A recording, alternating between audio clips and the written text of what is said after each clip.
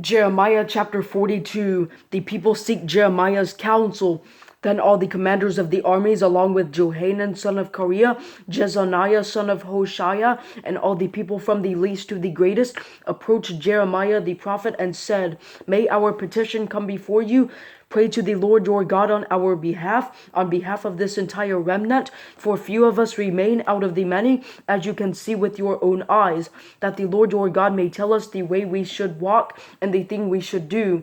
So Jeremiah the prophet said to them, I have heard. I will now pray to the Lord your God according to your words, and every word that the Lord answers you, I will tell you. I will not withhold a word from you. And they said to Jeremiah, As for every word the Lord your God sends you to tell us, if we do not act accordingly, may the Lord be a true and faithful witness against us. Whether it is pleasant or unpleasant, we will obey the voice of the Lord our God, to whom we are sending you, so that it may go well with us. We will certainly obey the voice of the Lord our God. Jeremiah's advice to stay. Now at the end of 10 days, the word of the Lord came to Jeremiah, and he summoned Johanan son of Kareah, all the commanders of the armies who were with him, and all the people from the least to the greatest.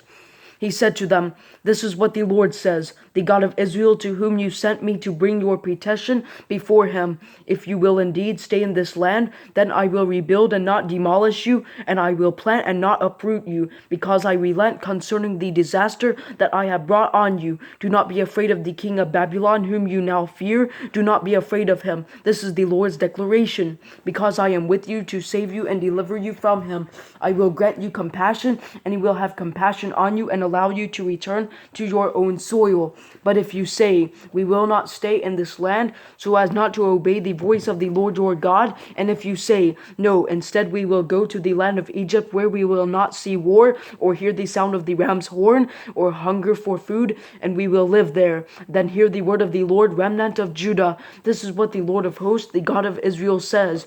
If you are firmly resolved to go to Egypt and live there for a while, then the sword you fear will overtake you there in the land of Egypt, and the famine you are worried about will follow on your heels there to Egypt, and you will die there. All who resolve to go to Egypt to live there for a while will die by the sword, famine, and plague. They will have no one escape or survive from the disaster I will bring on them.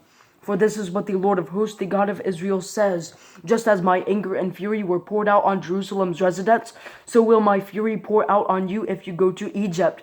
You will become an object of cursing, scorn, execration, and disgrace. And you will never see this place again. The Lord has spoken concerning you, remnant of Judah. Do not go to Egypt. Know for certain that I have warned you today. You have led your own selves astray, because you are the ones who sent me to the Lord your God, saying, Pray to the Lord our God on our behalf. And as for all that the Lord our God says, tell it to us, and we will act accordingly. For I have told you today, but you have not obeyed the voice of the Lord your God in everything he has sent me to tell you. Now therefore, know for certain that by the sword, famine, and plague you will die in the place where you desire to go to live for a while.